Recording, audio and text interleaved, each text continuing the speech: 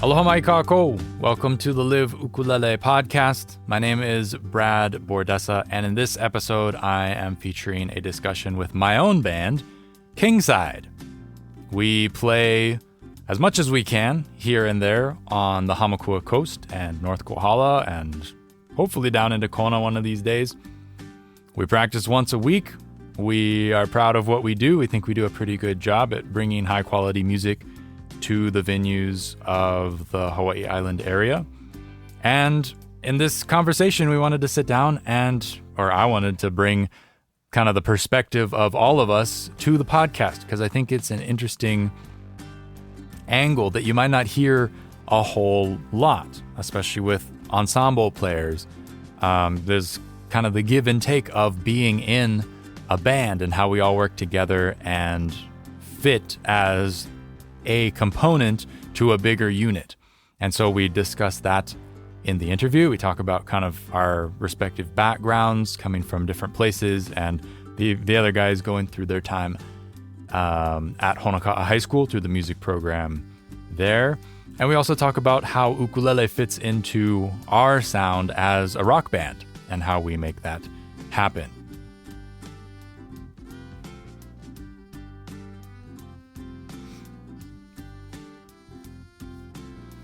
Coming up on September 28th, 10 a.m. Hawaii Standard Time, I have another Zoom workshop happening. This month, September, is all about improvising, and the workshop is going to be about the basics of improvisation or soloing or playing a pa'ani. So in the workshop, we're going to talk about the ways that you can think about how to have a musical idea and how to bring that musical idea to the ukulele, just to create simple things, to even if you think about it like maybe noodling, creating something in your mind, taking it and putting it on the ukulele, something that you created just from scratch. So we're going to be talking about that. You can register via the link in the podcast description, or you can go to liveukulele.com and check out the workshop card right there on the homepage for your registration link. Keep in mind that there will also be a replay, so if you can't attend with us live in person on September 28th, you can watch the workshop back. I'll be posting that up once we are finished so that everybody can go back and study and, re-listen to it if they like. But also, if you aren't able to make it, you can tune in and still get the majority of the benefit of the material we'll be working through. So, the very basics of improvising, that's coming your way September 28th at 10 a.m. Hawaii Standard Time via a Zoom meeting. Hope to see you there, and check out the registration link in the podcast description.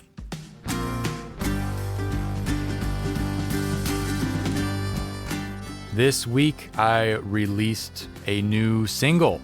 I haven't put out any music in a long time, coming up on 10 years, not quite 10 years. But it's been a long time, and this is the first song that kind of I've really written, this and another song. But this is the one that felt urgent and fun and was like a project worth working on. And I'll be talking about it a lot more in an upcoming podcast, but I just want to give a quick shout out that if you want to hear the ukulele in kind of a funny context, to please go check out the music video. It's on Facebook. The song is called Eat You by myself, Brad Bordessa, featuring my friend Hualalai, who did some spoken word genius on top of it to kind of bring it to life and make it a little more casual sounding. Yeah, really excited about it. Happy to have it out in the world. And it's not the kind of song, once you hear it, you'll know why, but it's not the kind of song that will ever be on the radio, I expect. It's not the kind of thing that'll ever be a hit or an ukulele standard or anything like that. But I do kind of hope that it could at some point become kind of a cult island classic, just because of the subject matter and how it relates to our current situation with agriculture and farming here in Hawaii. So go have a listen. It's called Eat You. And if you like what you hear and you dare, please give it a share. And let your friends know about it. It's not going to be for everybody for sure. And I'll be bringing a lot more insight and kind of breaking down the recording in a future podcast episode. You'll hear it there, but if you want to get a jump start on that, and also you can watch the music video, which I made the other day with Hualalai. We went down to Kauai High Harbor and sat in front of the port, just kind of sat there and watched, and I filmed it, and that's the music video. I didn't want to get too crazy or fancy because that's not the point so much for this tune. The point is like the message and just what it signifies and how it's probably the first of its kind to approach the subject that way. So once again, link in the podcast description. If you're on Facebook, I would super appreciate if you share it there. But it's also on YouTube and Instagram. You can follow me at Brad Bordessa.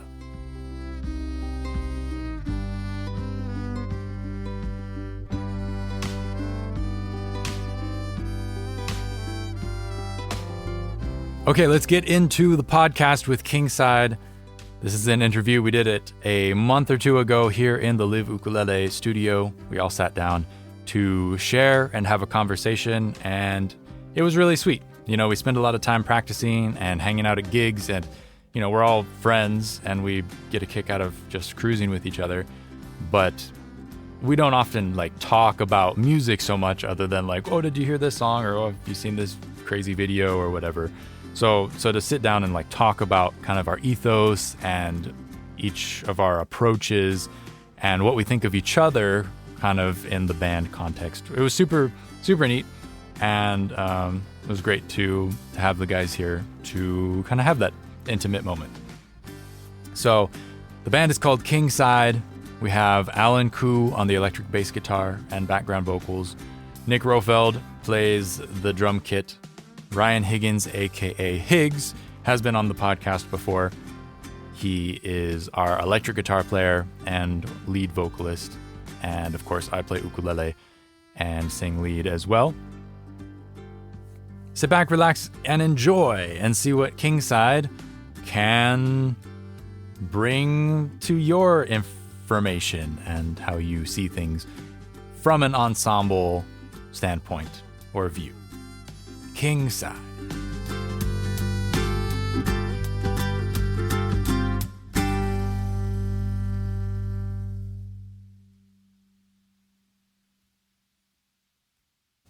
Okay, so let's go all the way back to the beginning of the band, just so folks know how we kind of got to where we are, because it certainly has not been an overnight process.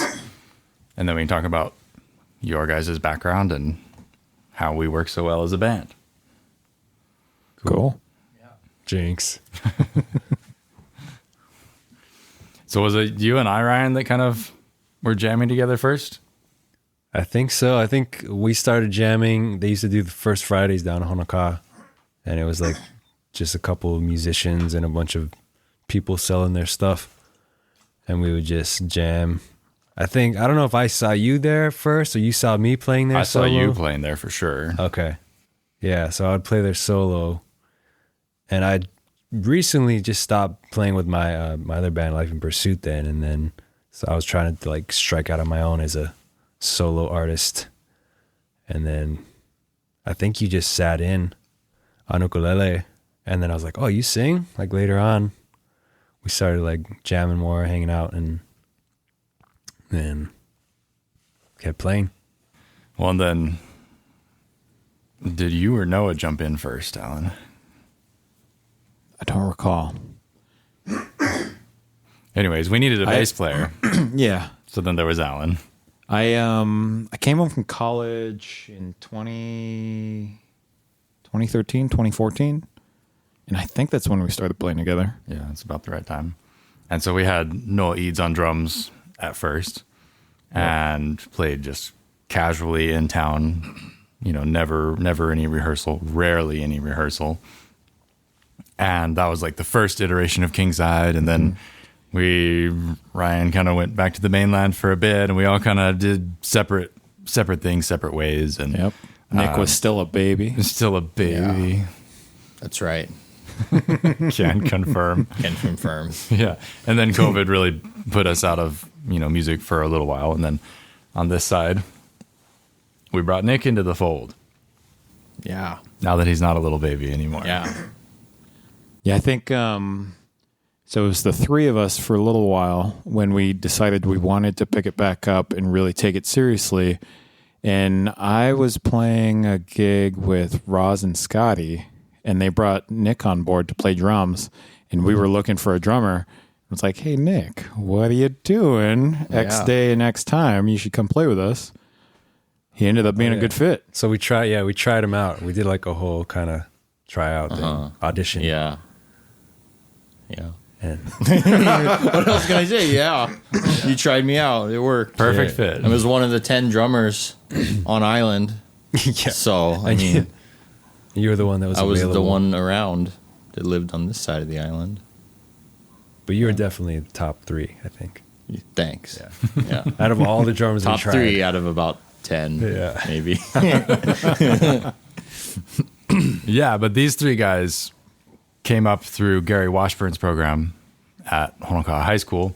And so they have that kind of combined background and philosophy and kind of, was that your guys' start with music? Were any of you playing before Washburn, or was it that kind of where it became a real thing? For me, I wasn't playing much before, but I did when I was like 12. I started kind of getting interested in music. I remember one year I had a choice of either getting a guitar or going to Oahu and like going to the water park, and I chose the guitar. Good man. And I'm regretting that ever since. No, just kidding. No, yeah, and then I never got good, but I played. I learned 5 chords, I think, and I thought that made you a guitarist.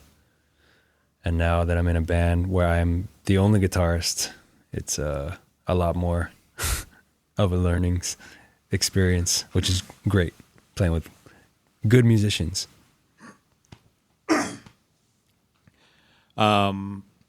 For me, music's kind of in my family lineage. So my uncle Eddie, he's had a few albums out. He's sort of a local celebrity. That's the term. He used to teach ukulele in elementary, so actually that was my first instrument. Was an ukulele. Way back in the 4th grade. I think from there, it would have been Washburn's program in the 7th and 8th grade. And I actually so I'm a bass player, right? I also play guitar and a whole bunch of other things. But the reason I chose bass was really superficial. I had a friend who wanted to be in a Blink-182 cover band, and he played guitar. His friend played drums, and they needed a bass player. And he was like, you should pick up bass next year. I was like, okay. And I did it, loved it, and now I play a bunch of Blink-182, among other things. What about you, Nick? Were you playing music before Washburn? Oh, yeah. I think when I was in actual diapers, I was playing B-flat trumpet and guitar, and probably ukulele at the same time. But ukulele came in later, but mostly trumpet, because my dad played trumpet in his high school band. So we always had a trumpet, and I think that was the first thing I played. And then I remember I was probably around 5th or 6th grade. My mom went to Target in Kona and bought the last Rock Band Beatles. So I guess they sold out, and this was for Christmas. That was my Christmas present, and it was the one that came with the drum set. And that's how I started to play drums, because that actually gets you ready to play the real drums, as far as coordination. So That's so crazy, because I started drums at a young age, and then I started playing Rock Band. But to me, it was like night and day. I was like, how can people that play Rock Band play actual music? Because the timing was so weird. Because the timing is weird. You're going to you almost have to it's not exact. It's not. It's like no. there's like a slight delay. You have to be a noob, Yeah. and then it's okay. But once you progress past that, it's hard Yeah. to go back. You got to like dumb it's so yourself visual. down. Like yeah, you're looking at where the things are lining up and whatnot. yeah, Yeah. yeah. But I guess it does still have some of the same. It does as far as tools, like getting your right and left hand. Well, yeah, because it doesn't have a hi-hat pedal. I don't remember. But as far as getting your right and left hand and your right foot going at different times, it'll get you doing that. So you got the coordination part at least. Yeah, it gets you doing that.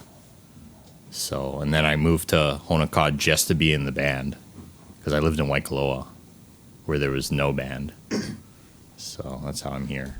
Yeah, and so Washburn's jazz band, he's won a Grammy Lifetime Achievement, something like that, from the Grammy organization for his work with the school and the band. He's been doing that since 79, you guys were saying? 78? 78. Yeah. 78. And so he instructed your dad and brother. He taught and my uncle, dad. right? He taught my uncles. He's taught multiple generations of families in the Hamakua area.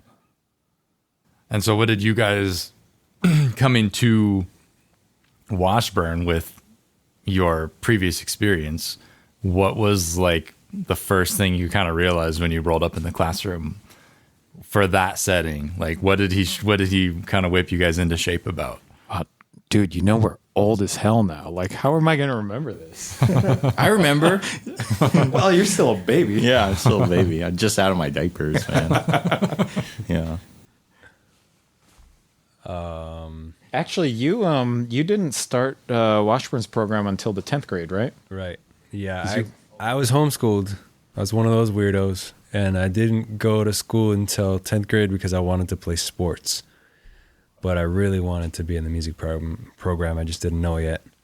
So I joined ensembles. And Washburn, he does a good combination of like demanding a lot out of his students while also having enough patience to teach you like the basics. So I feel like that's the mark of a really good teacher, is like someone who has patience but also has high expectations of you. So like, and I think also we got to play our own songs. We got to play whatever kind of styles everybody was into at the time. So like, we were turning in rock songs and there was a lot of reggae, country music. So like you're automatically just thrown into the fire of like, all right, we got a performance in 3 months. Let's learn these 10 songs that, I know you've never played in public before, but we're going to do it. I remember the first time, because I was mostly a drummer back then, and the first song we ever played was Here Without You, that I ever played in Washburn's ensembles.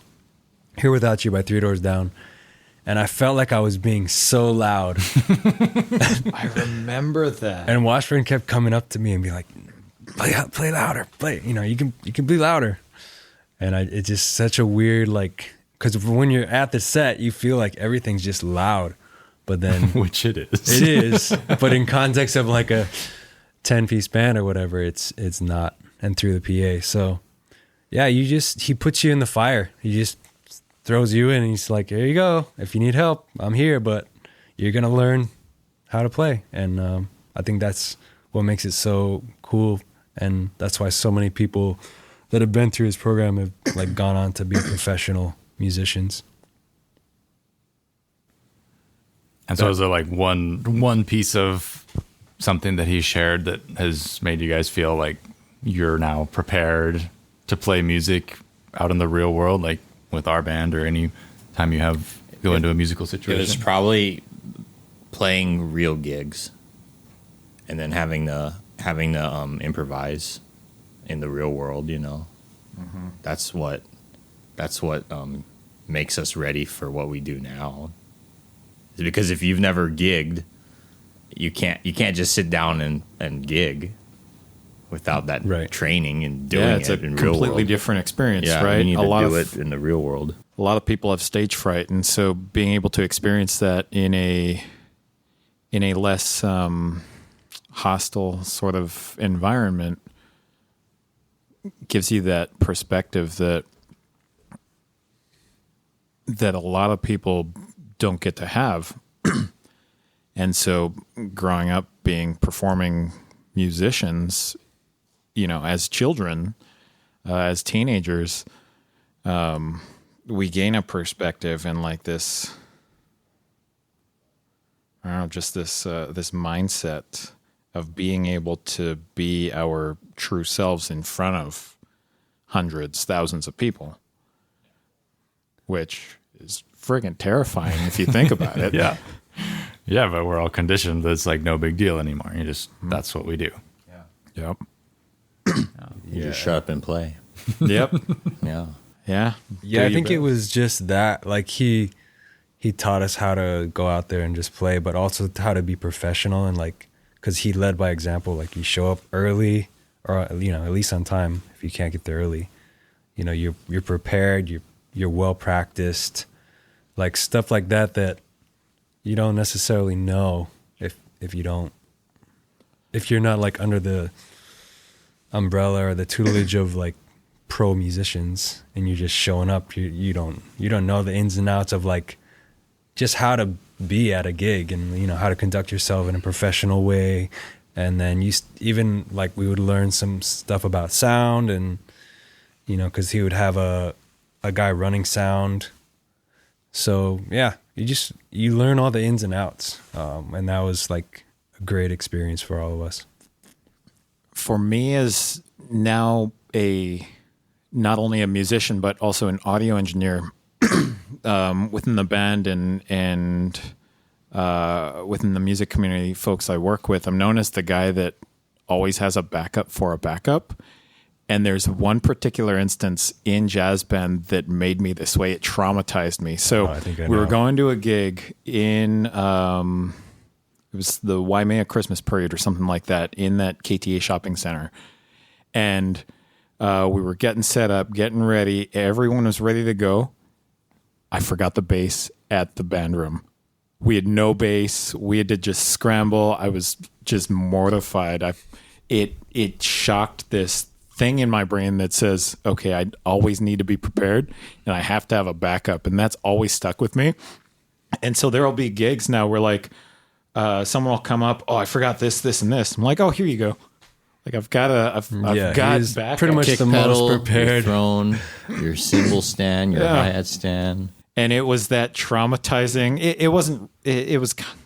It left an impression in my mind that if I want to be able to do this and I've got people relying on me, that I need to have it together and I need to be able to, I've got backups for my backups now because of that one experience. Dude, I remember that. Yeah. How come I never learned from those experiences? Because I still forget stuff all the time. Well, I got enough for both of us. Yeah. Good. That's why we're a good band. Yeah. We complement each other's strengths and weaknesses. We really do. I think so. Think about it. Yeah. Yeah, and so that brings us to like who we are as a band and like what we do well. What do you think we do well, Nick? I think we do well on showing up every single time, right? We show up every single time. We're pretty much on time always, and we never forget anything. Like some people, forget everything. Yeah. We had a bad experience with a drummer not bringing a bunch of stuff at a gig a while back. I think that's what Nick's talking about. Yeah, not Alan. We're talking about somebody else. Yeah. Someone pretty professional. I don't know. I think we create a sound that nobody else is really doing on Big Island. We're kind of riding that line between like rock music and islandy vibes because we all grew up here. We all have like that reggae in our bloodstream, but we all kind of get bored of it every once in a while too, or we like to branch out and expand. So I think what we do well is like creating a unique sort of genre bending sound that nobody else is doing exactly what we are over here. And we have fun, so that's cool too. Yeah. That's a big part of it. What was the question again? Well, what do you think we do? We do well as a band. Phil. As Kingside, what is our selling point? Yeah, we've got a unique sound that a lot of people can connect with that may not be attainable from other sources, right? We've got this sort of raw rock sound, but we've also got some influences in reggae, traditional Hawaiian music with you, our ukulele player. Myself, I'm a metal player, so I bring a lot of that kind of clanky, grungy, really over the top, a lot of the time too much with my playing, which I'm working on toning down. But all of our various sort of what we've performed and what we like to play, what we like to listen to, we bring all that and it sort of melds in this very unique way that you simply can't get either playing on your own or in a duet or, it's just kind of unique and fun. Yeah, we all bring our own influences to the table, and it's an interesting amalgamation of sounds. We like sounds. Sound good. But I come from kind of a acoustic, like singer-songwriter, but I also really like hip-hop and rap. So that's what I do more in my solo stuff. So I bring those influences, and then Nick is into like some math rock and stuff. Yeah. So I like numbers, yeah, counting. No, I hate math, but I love math rock. Yeah, I'm the math guy. Yeah. yeah. So he'll bring some songs in that are like challenging for us in that way, that are like different time signatures or different feels than what we're used to in like more mainstream styles. Then Brad has a lot of influences too, from like more grunge rock to Hawaiian music. So it's like, yeah, just all these colors kind of blending in to make the light purple that is our Kingside color, The logo. Yeah, and I think that kind of brings it into what I think we do best, which is arranging. Mm-hmm. And so like finding ways that you can take a straight up cover song, because a lot of, we're still kind of getting into the swing of writing our own songs, and we do have a large helping of Ryan's original music and a couple of my original songs, but we play a lot of covers to make sure we have enough, set time to fill up the gig. But with those covers, we try to not just play straight off the CD, like exactly as you hear it. We take everything and tune it and change it and make it work for us, because like drums, bass, guitar is pretty standard, but then you put the ukulele in there and just the configuration is not completely traditional. So you have different sounds we're trying to create in non-traditional ways, not the way that it was maybe created on the record. So with the arranging, we're able to take the songs and make them work for us and be new again.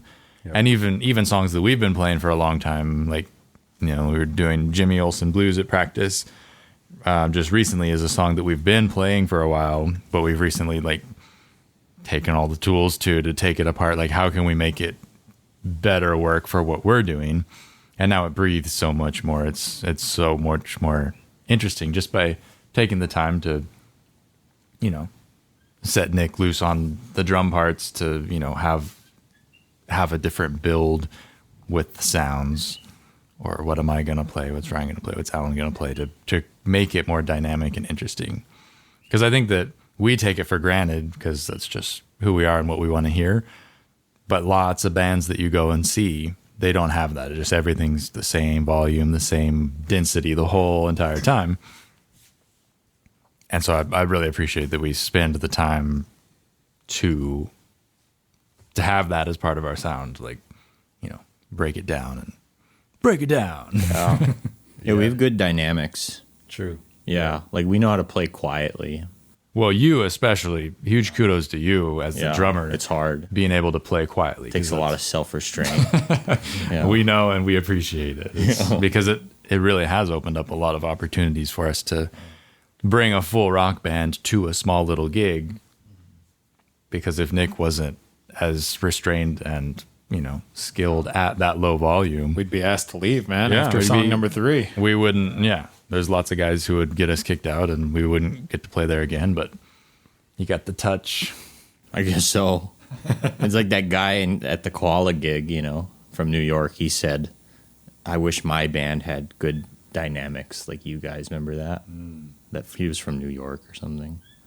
That kind of stuck with me because it shows that we do have good dynamics if this other band guy is telling us we do. Yeah, and I think we exaggerate. It's like one of those things where as an audience member you might not notice the subtle stuff, but when we as the musicians exaggerate stuff, it's like it's just the drums playing and everybody else drops out. It's like you can't ignore that. Even if you're not a musician or you don't understand music, you can appreciate the fact that that is a very obvious change, or everybody's singing, or everybody's going nuts. I think that's a part of the dynamics, is just having that wide range of tricks in the bag that we take the time to implement in our songs. Yeah. What we do as a band is really an experience, right, for our listeners. And we're taking them on this sort of emotional roller coaster.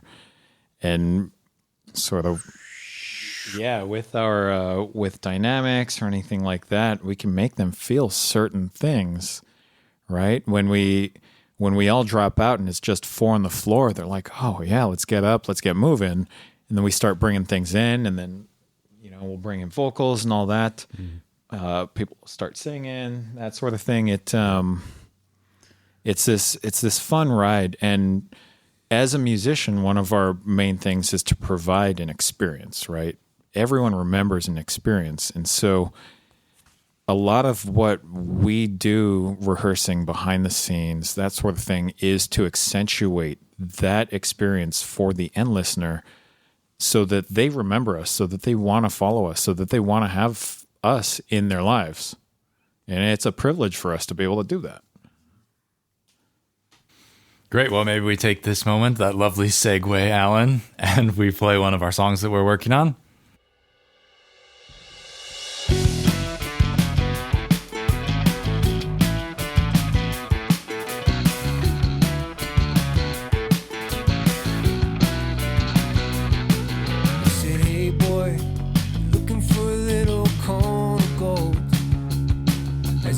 Down the coastline, watching the streets wake up, and the shopkeepers still catching up from the weeks before, smiling from their teeth just to meet the next big rush. As the nights fall into the days out here in this tourist town, and the fallout falls beneath the crashing waves. Tide and no set of eyes here to look around. It never changes, it's just another day in this tourist town.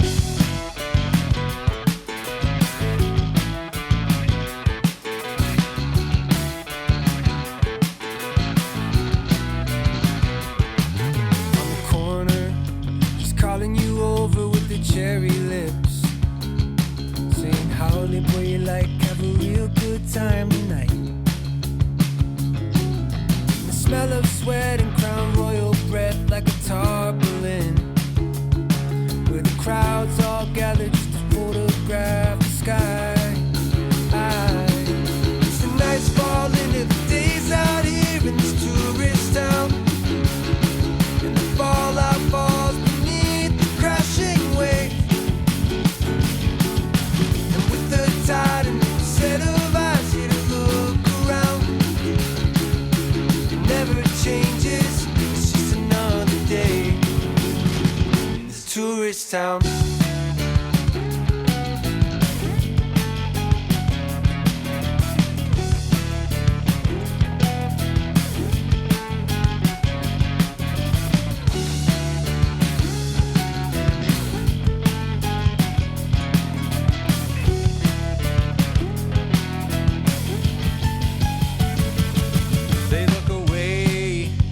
Sarah sleeps on the sidewalk. Slave wage ain't enough when vultures crowd the skies. And down on the beach, they're starving for attention, locking each foe's down with borrowed time. As the nights fall into the days out here in this tourist town, and the fallout falls beneath the crashing waves, and with the tide a new set of eyes here to watch you drown. It never changes, it's just another day in this tourist town.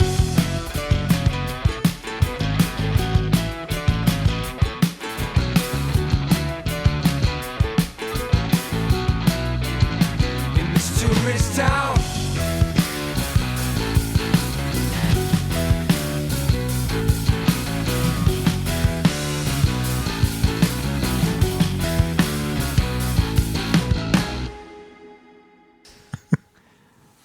Yeah, so that's one of the tunes that we are currently working on putting out. We were here in the cabin a couple months ago tracking the live instruments. I don't know how many of those will end up. For sure, the drums and the ukulele are locked. Too bad, so sad. I have Can't no change choice. those. Yeah, we don't have choice, us Yeah. acoustic guys. But yeah, Alan's been mixing and putting the tracks together. And we're looking to put out our first EP containing a handful more. We got four official songs, a couple of bonus tracks if you catch us in the right place time that you'll be able to hear. Yeah, it's Very cool. exciting. Yeah. It's sounding great. Yeah, all original tunes. 3 of them are kind of sourced from Ryan that we've put our band spin on, and then one that we've written completely as a band. Do we want to talk about how we wrote that song? Because it is a fairly unique and sort of a fun way to go about songwriting. Yeah. We rolled virtual dice, right, to be able to tell us what key to play in, what genre we were going for. Because early on, starting out, writing together is such a unique and different experience than writing with yourself that Really is. it's hard to start. And so we utilized, just virtual dice to help us figure out some things. And from then, we've gotten to a point where we can write a riff, no problem. But yeah, sometimes it's good to have just that, because there's so many possibilities. So just to like narrow it down in the beginning and just be like, all right, this is where we're starting from. It's like a little jumping off point. We're gonna start from F sharp minor. It's gonna be a rockish or whatever, reggae rock song. And then we decided to make it about like Hawaii, like sort of I don't want to say the dark side, maybe the dark side of like the tourist industry. But yeah, it turned out to be a pretty cool song. I'm happy with how it came out. Yeah, and I think something that we do as the band is we rarely tell each other what to do. We kind of guide more because we trust each other and our musical experiences and what we do. It's more like, hey, what do you think if we tried this? Or what if you did that? Or Nick's like, do the bubbles. Yeah, you got to do the bubble. I'm like, damn it, Nick. Do the bubbles. And that's actually a really good thing that we naturally go about it that way. It's there's a psychological way to go about leading people, and what you find with a lot of bands is they'll say things like, "No, I don't like this," or "This is terrible." This is right. It's very demeaning, but the way we go about it is yes and, or let's see if we can pivot to this, or right. It's very positive reinforcement, and that's because we as a group, we're friends, right? And we want to be able to support each other and that sort of thing. So it's just this natural way we go about working with each other that is really reinforcing. And so you as a listener, if you're trying to get into a band and you're trying to work with other musicians, think about how you can put yourself in their shoes. And if you're not really vibing with what they're doing, instead of putting it down, how can we turn the conversation around and say, maybe we try something like this? Oh, that's cool, but, or yes, and that sort of thing. And we just do that naturally. Yeah, and a lot of times what one of us plays that doesn't work kind of clears out the garbage for the rest of everything to fall into place. Like, this is very much not what we need here. Somebody or several of us or all of us realize it, and then from that point, that bad move might even be the inspiration for what ends up being the part or the place that we go. Happy accidents, Bob Ross. Very often. Very, very Happy often. little accidents. Yeah. It's like musical improv, kind of. I never really thought about it that way, but yeah, it is. It's almost like we're Whose note is it anyway? Yeah, exactly. We're just throwing stuff on the wall and seeing what sticks. Nice. So, since this is an ukulele podcast, let's bring it to ukulele. I'd be curious to hear, if you guys want, I'd be curious to hear what you see as kind of my role, but also how we all fit together around ukulele. Not that I'm the main guy in the band or anything, very much not the case. We're all equals as far as the time and effort and everything that we put into what we're doing. But just like from an instrumentation standpoint, what do you guys each see the ukulele being as? Because a lot of folks who are listening out there are used to, playing with their ukulele group where it's 50 ukuleles all playing the same thing. Whereas I'm contrasting with an electric guitar, an electric bass, and a drum kit.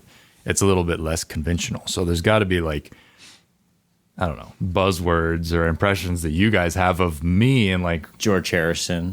what? You're like George Harrison. If we were the Beatles, I'm the George Harrison. You're like the George Harrison, yeah. Sweet. I mean, wait, who's the Paul? Him, because he plays the bass. So I'm the, but and I you're don't. John Lennon. Yeah. Okay.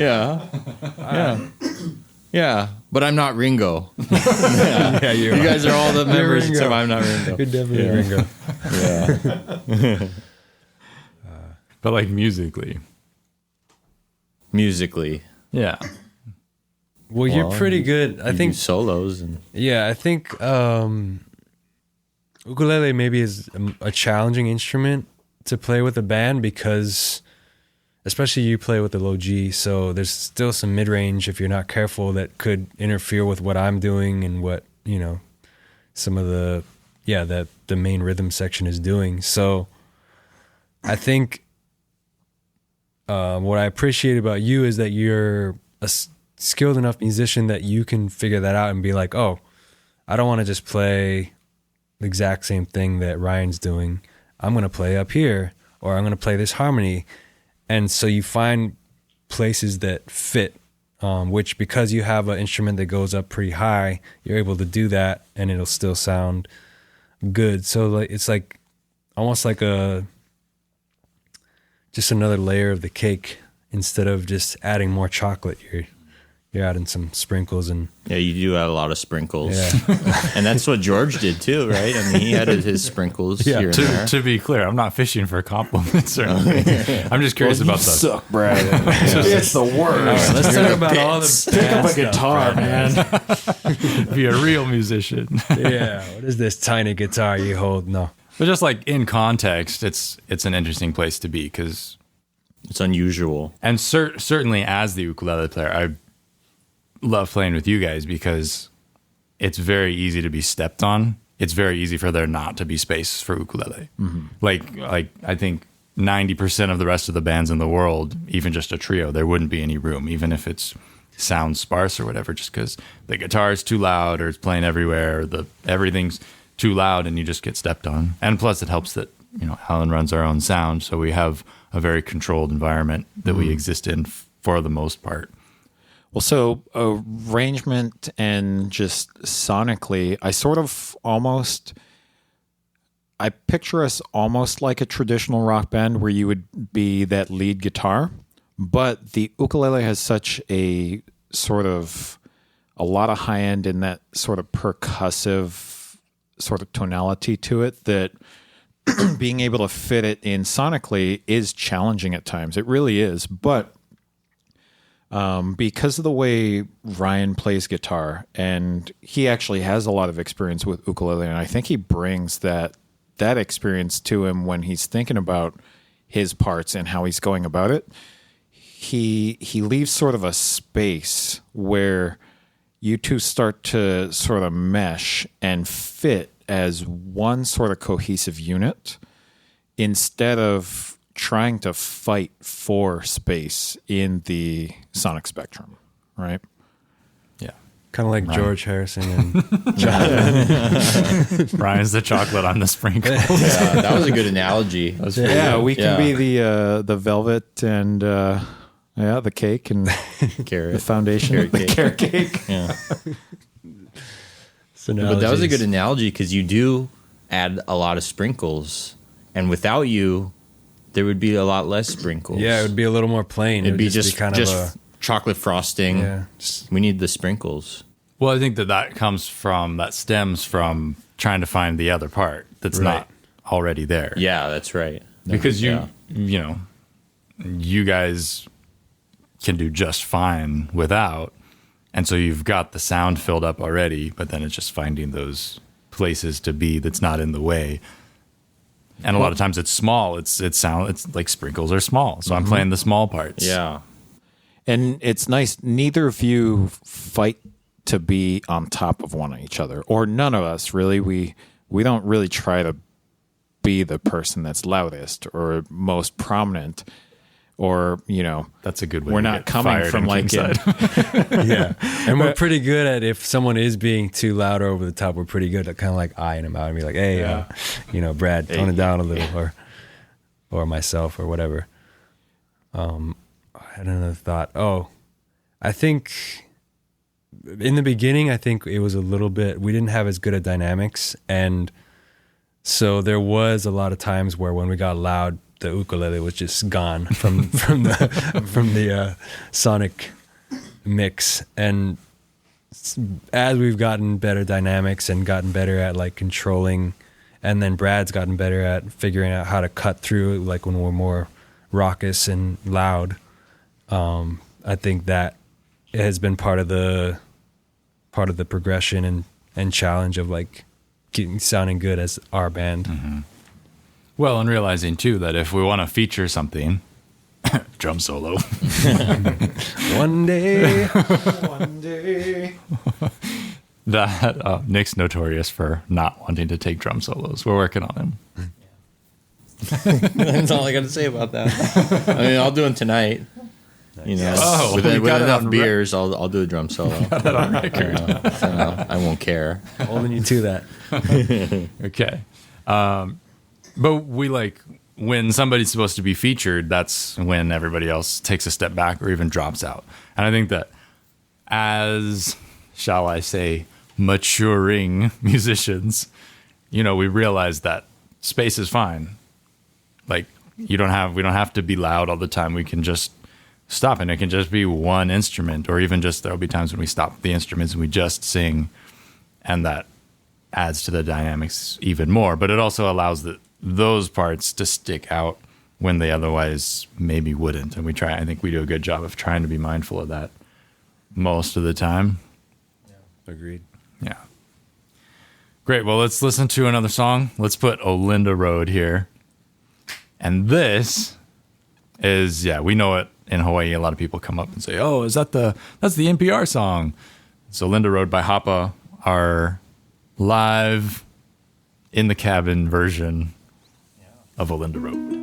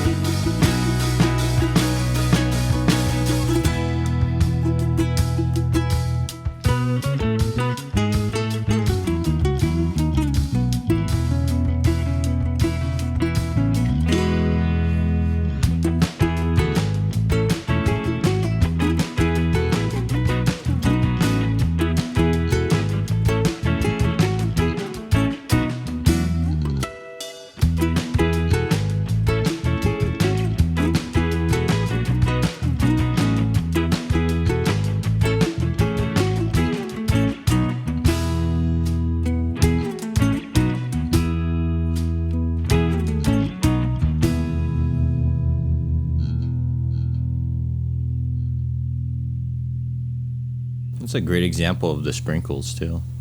Yeah. It's full of little sprinkles. Well, it's kind of. Da da da da da da da. I think that one. That's a little sprinkle right there.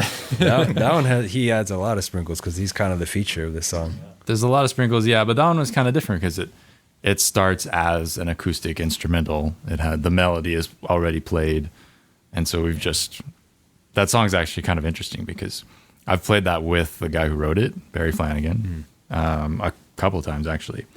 So I knew it from that was actually Olinda Road is the very first Hawaiian song I ever heard in my life. It was on a compilation Islands album that had a bunch of different songs from Cuba and Tahiti and all the different places when I was a kid before we moved down here. And Olinda Road was on that album and it was like, this is what's up.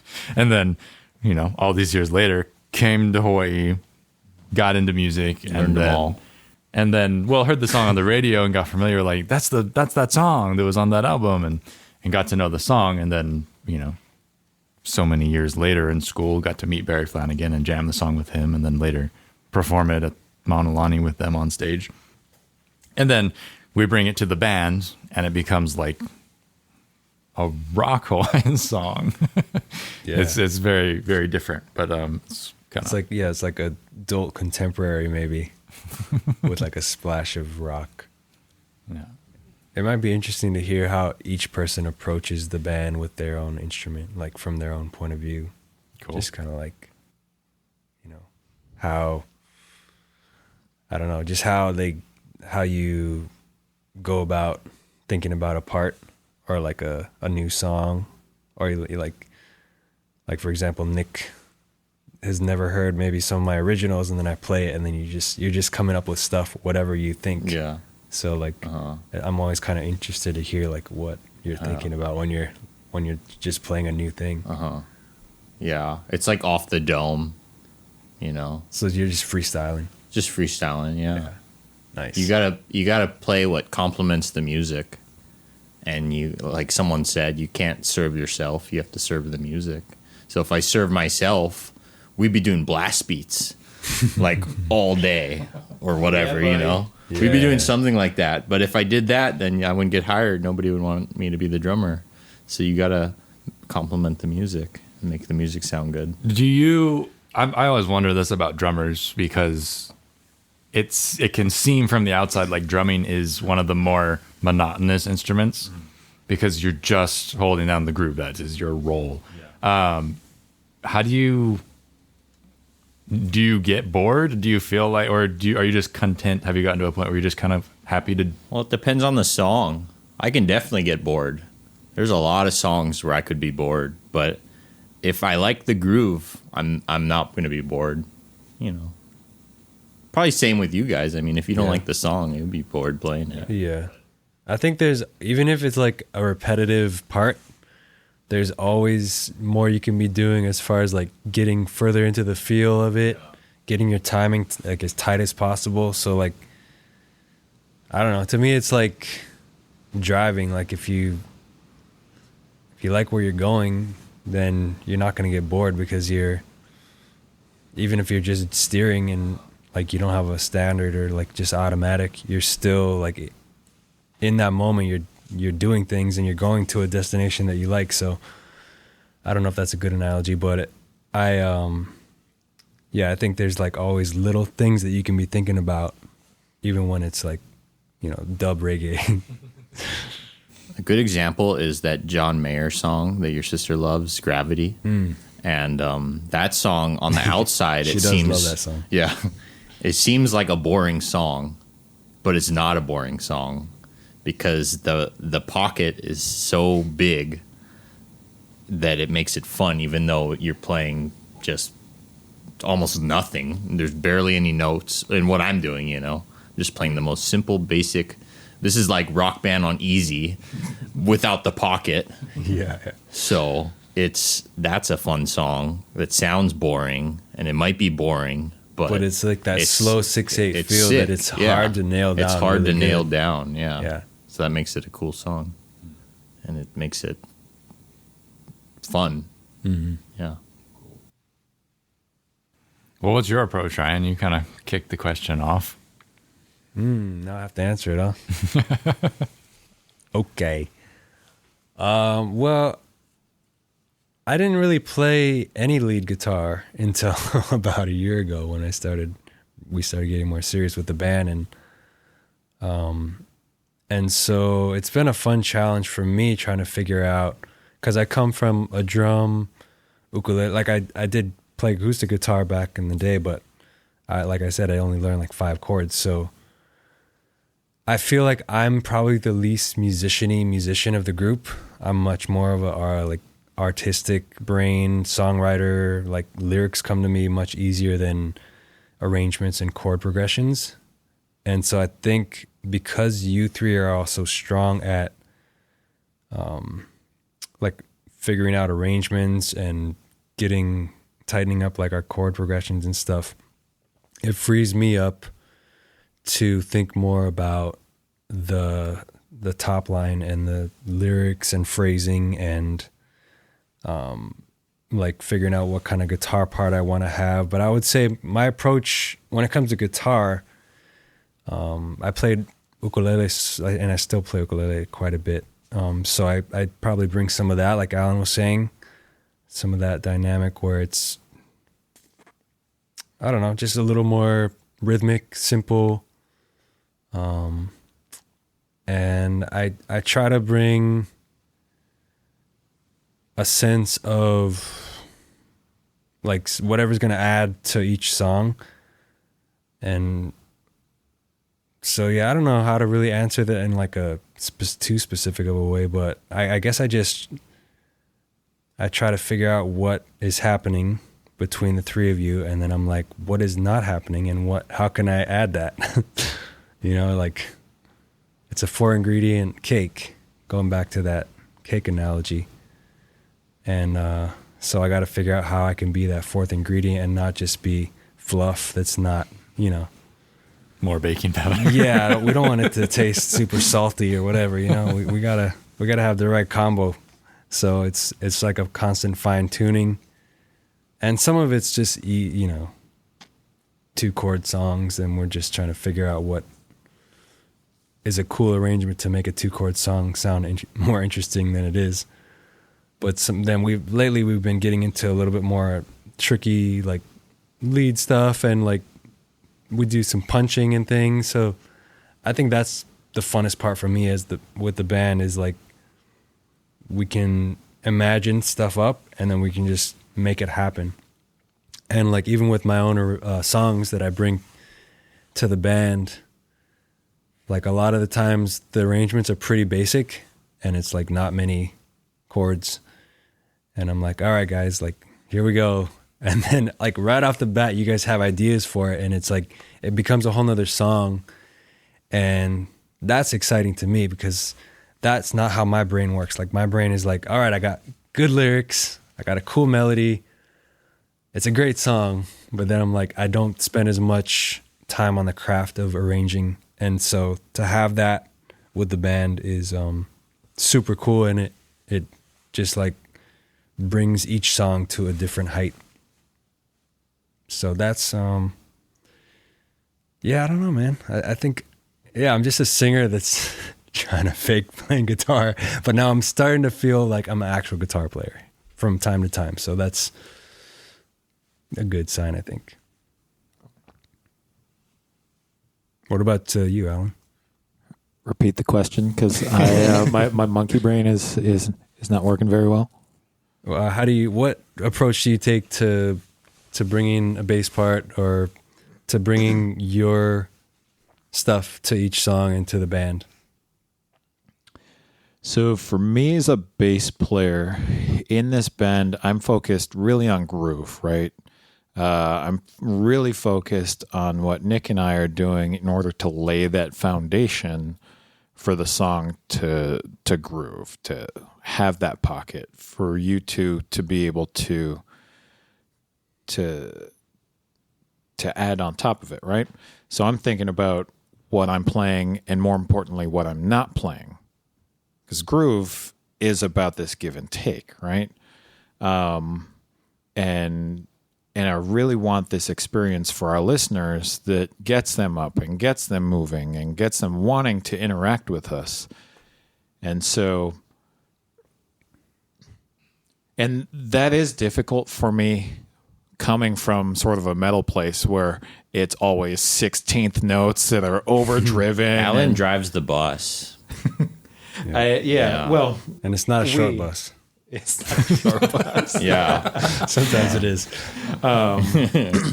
But yeah, most of what I'm doing is trying to focus on being really what I am playing and what I'm not playing, and how it interacts to make the feel and the groove of the song want to be desirable for someone to get up and move, right? Again, it's an experience for our listeners, at least in the live space, right? So we're wanting to get them to get up, to move, to interact, to have this sort of wholesome experience and interact with us in a way that is positive.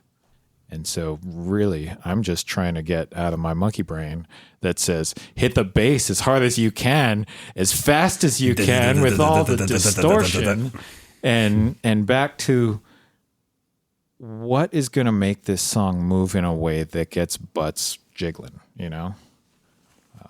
Do you like jiggling butts? Oh, sometimes. Sometimes. I mean, all the time. Yeah. No, all the What are you talking about? Yeah, it's all about the groove for me. Yeah, I think for me it's a lot of it's groove and timing, because, like you said, the ukulele is a little bit more percussive. Probably more percussive because the ukulele lacks a lot of oomph. It's not a big sound unless you really kind of design it to be that way, which, I work to do with the electronics. Mm-hmm. But just typically in a live situation, it's not a big sound. So a lot of what I'm thinking about is a little bit more like plucky, like attack. I'm thinking about like where the notes start and what kind of texture it lends to what we're doing and the sound. And honestly, there's a lot of times when I would just like to just sit there and listen to you guys because it already sounds so good. So my point of reference is like I do lots of the plucky stuff because that's a texture that I don't think is already touched on. Mm-hmm. Because you like your attacks when you do like rim clicks or certain parts of the drum kit probably sound closest to that plucky thing that I'm hearing in my head, but you're holding down the beat. You don't get to do the sprinkles all the time. Yeah. So and if I did, it wouldn't be a good thing, Then I have we'd to be hold a back. avant-garde jazz band. Yeah. You wouldn't have any like one. Nobody would know where the one was. Yeah. Yeah. This was like fusion jazz. Yeah, so I'm just thinking about like, the texture of how do you make, like it's a 3D world we're building with the music.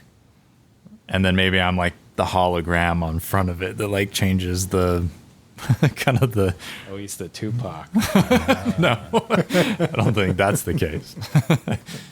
But just that sonic space that we can get into with the texture, I feel like is kind of my role as the sprinkle guy, as you guys have put it. So what do you want your listeners to gain out of this? If there's any one thing you'd want them to gain from just this. insight into thinking beyond themselves, because so many of them play by themselves, and when they go to an ukulele group, they're thinking about what chords they're playing. They're thinking, follow the sheet, don't get lost. So I want to encourage folks to feel like, to think like musicians, like kind of let's look inside some musician brains and see what's going on in there. Because we're not, as we're playing, we're not thinking about theory. We're not thinking about notes, really. I mean, we do think about chords because you got to hit the right chords, but we're not thinking like, oh, play the chord because that's the most important part. The chord is part of the bigger picture, and like it serves the goal. Well, what I think works well for us as a band and what works well for bands that are successful is we don't have egos about what we do, right? Well, speak for yourself. We're all here as a sort of a collective unit to be able to, so that the sum is greater than the what is that phrase? Sum is greater than the parts. Yes, I know make word good, so yeah, listen to that guy. But because we don't have egos about what we do and we're there to provide this experience, it allows us to think about what each other is doing and how we are either positively or negatively reinforcing those parts, and so that the songs come out just sort of spectacular. Because it's not about us as an individual, it's about us as a whole. And so, I think that's something difficult to get over when you first start as a musician, is you're really focused on what you're doing, and you don't want to make mistakes, right? It's shame, right? You're trying your best to just be the best player there. But when you've got 3 other or 4 other or however many other people that you can sort of piggyback off of, now you can think about, okay, I don't have to be the best in the room. I just need to be able to complement what we are doing as a whole. Yeah. And have a good time. Bob Ross. Yeah. Music is a conversation, and it's like after COVID, when everyone came back to conversing with each other, and after being by themselves for so long, it was real awkward. So I think there's always that awkward stage whenever you're like a musician who's mostly played by themselves, and then you're playing with others. But then the more you do it, the better you get at it, and the more you start interacting and reacting to other people, and then it just becomes more fun and more of a experience, more of a conversation that is like engaging and interesting for you and for the listeners. Yeah, I think that it's like self-confidence in music, being self-confident in the music and trusting in the music and the people you play with allows the ego to go away and to fade. Because like when I was in college in Maui playing gigs, like I didn't necessarily, like I knew my parts. I was always very confident in my parts, but I was, 19 years old. We all had that kind of the little punk voice in your brain, like I'm the most important guy in the band. And as you I think as you get more comfortable with music and you play more gigs and you realize like, oh, I'm just here to serve the music. I have a role. Then you can let the ego fade, and it's so much easier to just play good music because we are just working together to create that whole. True that. Word. Yeah. Any final thoughts? Nate's going to play a drum solo tonight. Yeah, I mean, I'm excited I about that. can. I actually did a lot of them in high school. Why was that? And why do you not do it now? I don't know. I'm not really sure why. Did you He's like serving the music, man? Yeah, kind of that. It's not all about me. So when you play a drum solo, I mean, when you guys solo, it's different. But when you do a drum No, it's solo, when you do a drum solo, it's all about you. Oh, because Right. the rest of us usually I have kind of this stop. thing in my mind where I think of Buddy Rich, Gene Krupa. When they did a drum solo, it's because it was the Buddy Rich band, Right. or it was a Gene Krupa band, or whatever. Did you ever see the know? one where they like went head to head? Oh yeah, they do the little battle thing. Yeah. Yeah. Well, that's like all about the drummer, right? So I'm thinking in this band, this is not the Nick Rohfeld band. So I'm not. But you can still have inclined little to- Nick I can do a Rohfeld little. Yeah, I moments. can do a little solo, Yeah. but nothing insane. But in jazz band, they make you do that though. Remember when Noah Yeah. did Caravan? Mm-hmm. Yeah, I did do that too. I did do that Caravan thing. as Yeah, well. you did that. Caravan, yeah. So that's when you're expected to make it all about you. But Well, tonight's the night. yeah, maybe we'll see. See how good the beer tastes. Right on. Well, thank you guys. Yeah, thank you. And where can people find us, Alan?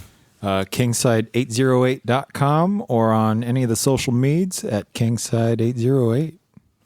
808 is our area code. By in Hawaii. any of the social medias, he means Facebook and Instagram And the YouTubes. and YouTube. Maybe OnlyFans later. Subscribe to our Patreon. $5 a month. OnlyFans. Yeah. We'll make an OnlyFans, and it's OnlyFans on our OnlyFans. Yeah. Not fans as in you. Fans Yeah, as in like metal fans. It'll of just be Loring. only for our fans. Demonetize. Yeah. Right on. Cool. Cool. Aloha. All right. So that's Kingside. Hope you enjoyed the conversation. Those are my boys. You can find out where we're playing if you go to kingside808.com. We've got a gig tracker on there, and we're okay at putting our gigs on there. But certainly, if you want to see what we're up to, subscribe to our newsletter while we're there. That's always the best way to stay in touch with pretty much anybody who is anybody these days, because that email actually gets to people as opposed to fighting the algorithm, kind of pushing the snowball up the hill instead of down the hill. But yeah, keep an eye out for our upcoming EP. That will be available on all the streaming services.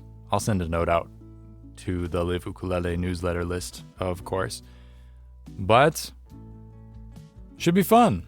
The songs are coming together nicely, and it's a a fun context for the ukulele to be in and to hear, and otherwise we just try and make it musical and keep it groovy and make sure that everything that we play is tight and interesting and worth listening to, because there's a lot of people who don't seem to really care about that. So we try our best. Don't forget to check out the Improvising Basics workshop happening on Zoom on September 28th. And also my, Brad Bordessa's, new single, E to You. All the info is in the podcast description. Check it out. Click around. See what you can find. The Live Ukulele podcast is published on the first and third Saturdays of every month. Coming up on our annual break here, I take November and December off. So there's only 2 more episodes in October. But be sure to subscribe to the podcast so you don't miss them. And it's always a good call to make sure you're signed up for the liveukulele.com newsletter. That is the best way to stay in touch. And as always, if you got something to say, want to reach out, Brad@liveukulele.com is the best place to reach me. I'll try and write back ASAP. Thanks for tuning in. This has been a Live Ukulele production of the Live Ukulele podcast by Brad Bordessa. Catch you next time. We hope.